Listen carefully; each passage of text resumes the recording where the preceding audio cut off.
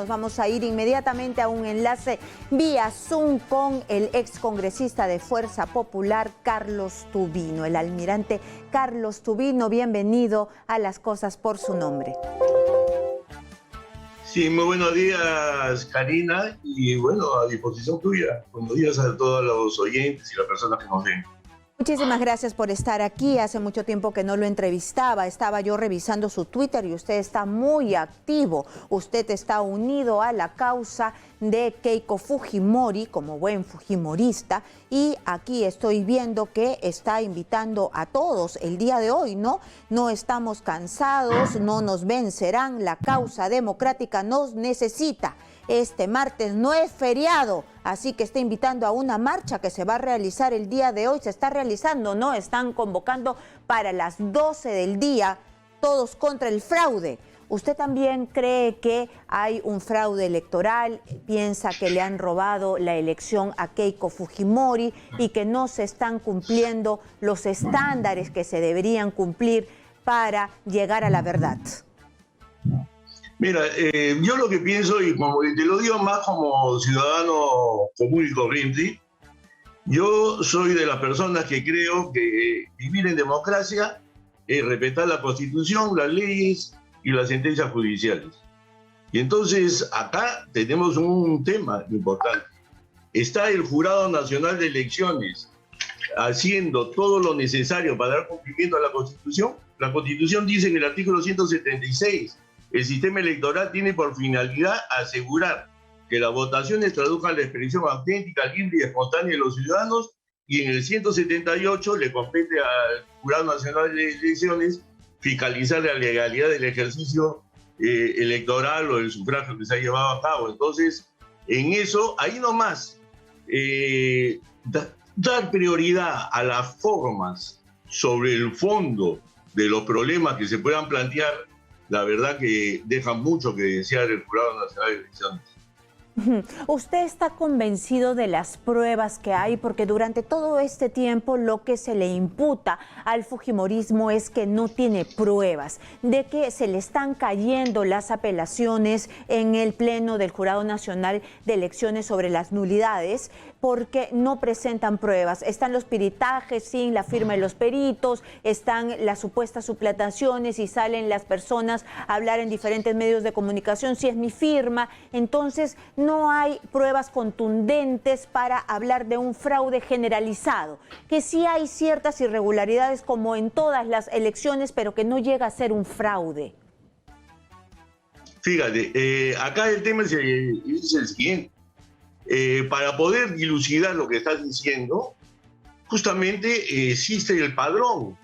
Y por otro lado, el sistema electoral peruano está constituido por 3 instituciones, no por una.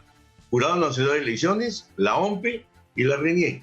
Y entonces, ese sistema es que justamente se refiere el artículo 176 de la Constitución. El sistema tiene que garantizarnos que las elecciones se han llevado a cabo de forma correcta. Y eso es lo que al final debe actuar todo el sistema. Entonces me refiero, por ejemplo, los padrones.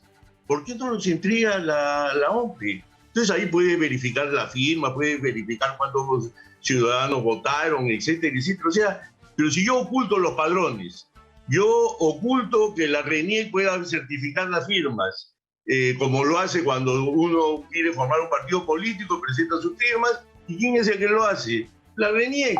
Y entonces, si yo agarro y digo, no, la prueba usted me la presenta en 24 horas, y si me presenta una pericia de parte, eso no sirve, señor. Entonces, lógicamente, así, ¿qué justicia electoral puede haber, por favor?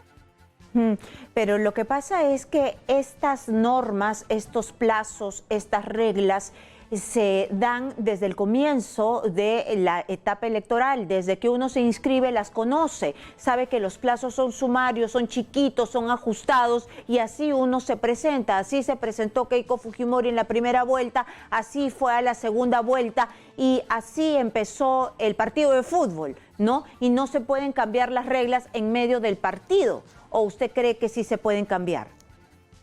No, acá el tema es el siguiente, o sea, lo que acabas de decir es cierto, pero si yo, por ejemplo, lo que ha hecho el Jurado Nacional de Elecciones, en el sentido de hacer prevalecer, a mí me parece que yo no soy abogado, pero sí tengo bien claro que las normas tienen sus rangos y sus niveles.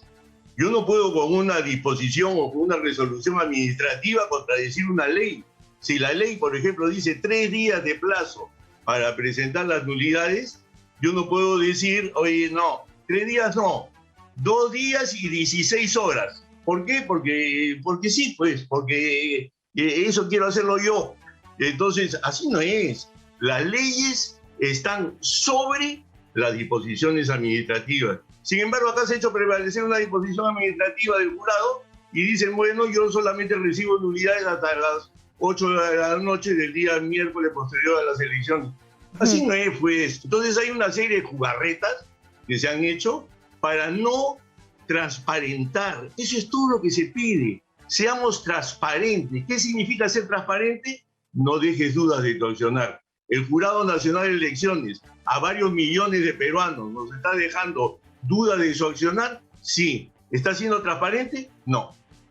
Pero usted me pone el ejemplo del horario, pero con ese mismo horario no se dejó inscribir la lista del APRA, no se dejó inscribir la lista del PPC. Esas son las reglas del juego. ¿Y por qué se cambiaron esos horarios? Por la pandemia. Y la pandemia no la mandó pues Sagasti ni Vizcarra, ¿no? Sino fue una pandemia. Y por eso se cambiaron y se alteraron los horarios. Y ahí estaba claramente cuando empezaron las elecciones. Pero para pasar de esto, mire, ahí hay un tuit justamente, ¿no? Que usted enlaza a Daniel Córdoba y ya usted habla de que está deslegitimado, o sea, deslegitimado totalmente. Es decir, ¿usted cree que está deslegitimado el proceso, sea ganador Pedro Castillo o sea ganadora Keiko Fujimori? Es decir, si dan por ganadora Keiko Fujimori, tampoco va a ser una presidenta con legitimidad como se necesitaría.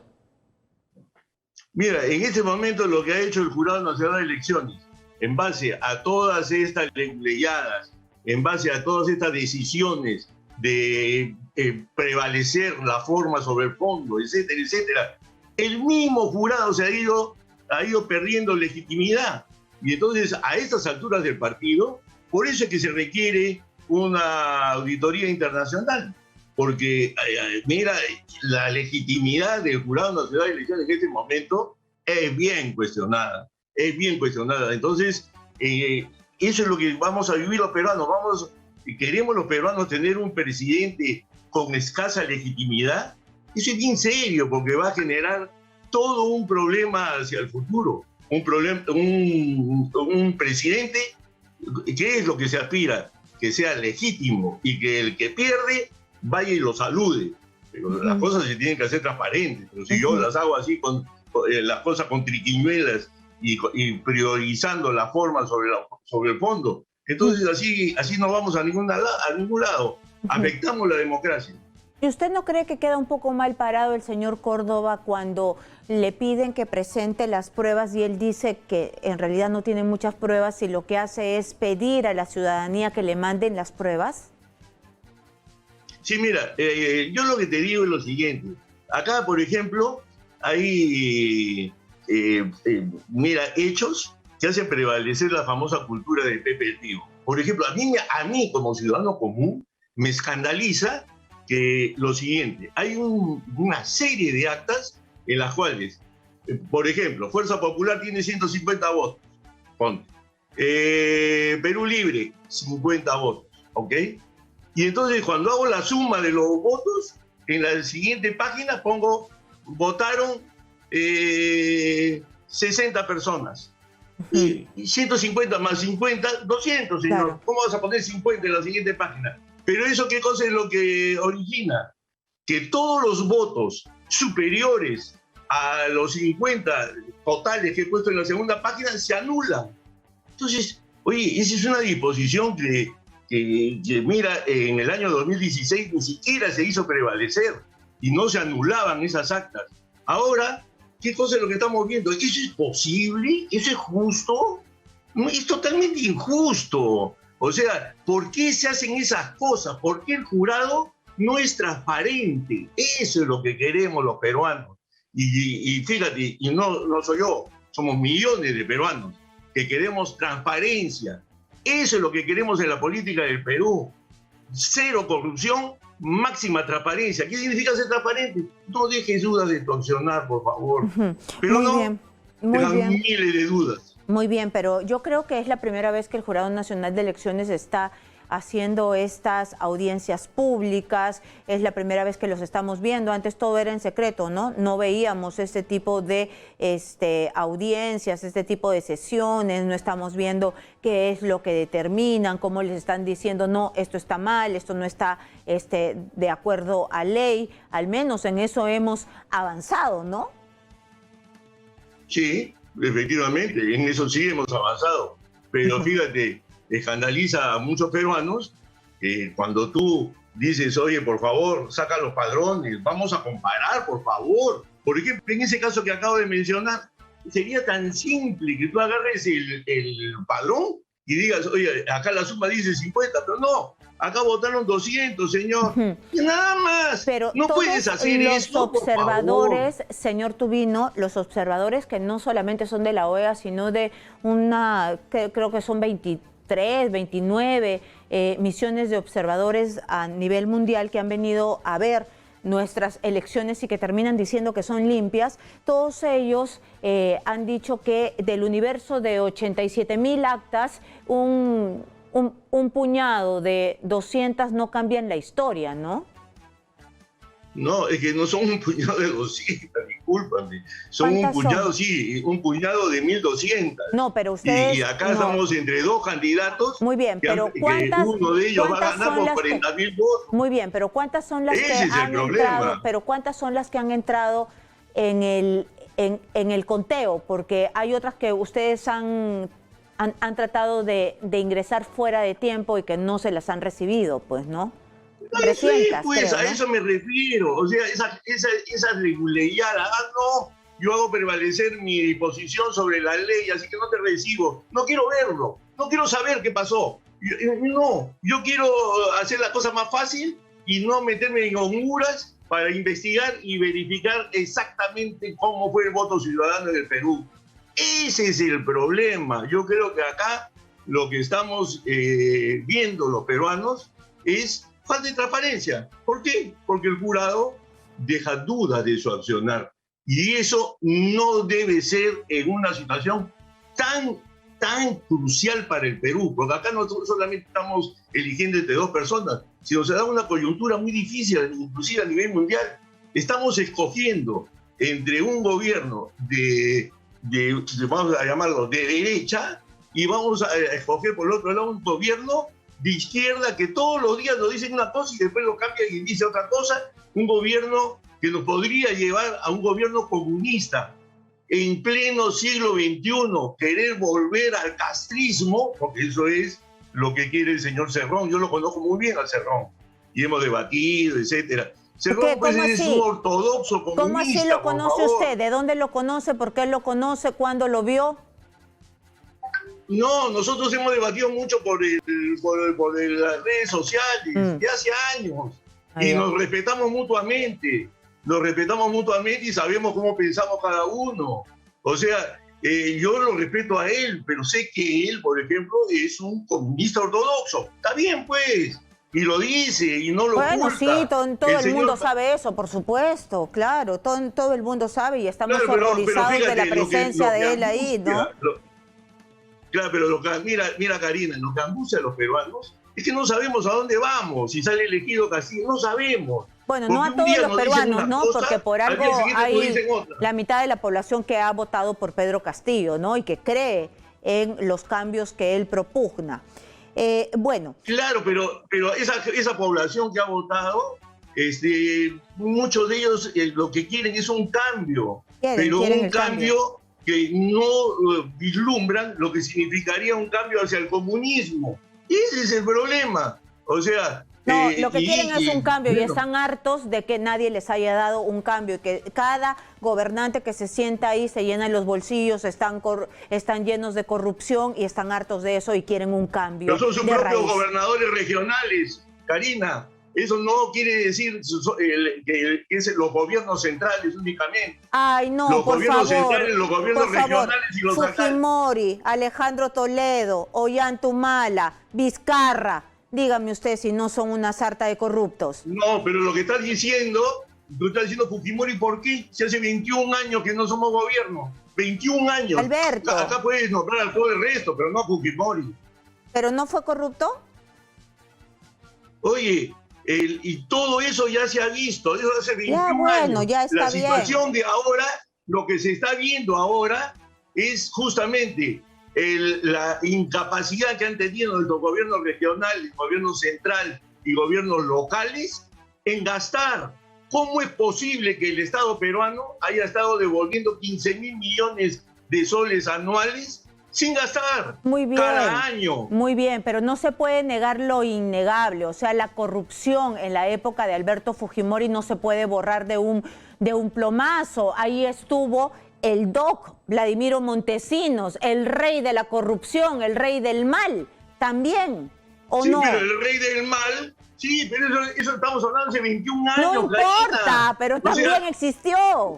bueno, el problema de hoy no es de los que han votado por lo que sucedió hace 21 años, es por lo que sucede ahora. Pero Keiko Esos Fujimori gobernadores que no resucitó gastan. resucitó a su papá y lo puso ahí en su campaña política. Yo no sé si fue un error Pero o yo fue un acierto. lo que te quiero decir es que, mira, acá, Usted no puede decir que Fujimori fue un corrupto. No puede decir en este momento que fue un yo lo que te corrupto. puedo decir es lo siguiente.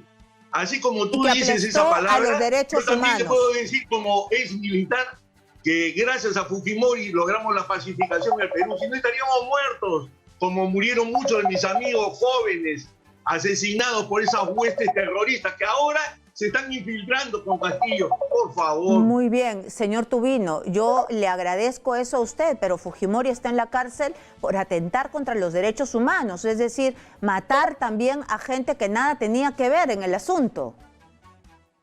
Mira, efectivamente, él tiene esos procesos y está cumpliendo condena en ese sentido. Pero yo decirte lo siguiente, tú estás conversando en este momento, y eso es bueno que la población también lo sepa, con un oficial que fue jefe político de la región Ucayali, que no vive en la región Ucayali, que volvió a la región donde desempeñó su función como jefe político militar porque respetó los derechos humanos y al final ha sido elegido y reelegido por la población ucayalina. Así que yo tengo mi conciencia muy tranquila, estoy en el fujimorismo, pero velando para que las cosas se hagan correctamente como lo está manifestando Keiko. Muy bien, nosotros nos acordamos muy bien también y hay que recordarlo, ¿no? Recordarlo porque usted sufrió una agresión y yo sé que hay las personas que tienen memoria selectiva y algunas veces aplauden las agresiones de uno y se olvidan de las agresiones de otros o se solidarizan con las agresiones o alzan polvo por las agresiones, contra las agresiones de otros. Al señor Tubino le lanzaron un cono, ¿no? Y hay mucha gente que se quedó callada. Yo no me quedé callada, en ese momento dije en mis redes sociales, no hay por qué aplaudir la violencia, tanto como hay que repudiar la violencia de una parte. Al señor Tubino, al señor Burga, lo agredieron y eso no se debe permitir. Y si es que lo agredieron al señor Corbeto, tampoco se le debe. Yo te agradezco mucho tu palabra, Karina. Por supuesto, yo te agradezco mucho no tu se le palabra, debe Karina, pero permitir. ¿Sabe qué cosa, Karina? Dígame. Cuando me cayó ese famoso cono, oye, a mí me iban a linchar. O sea, ya había un tumulto de gente que estaba exacerbada por algunos agitadores que llegaron por ahí en la calle y que a mí me salvó la vida al final.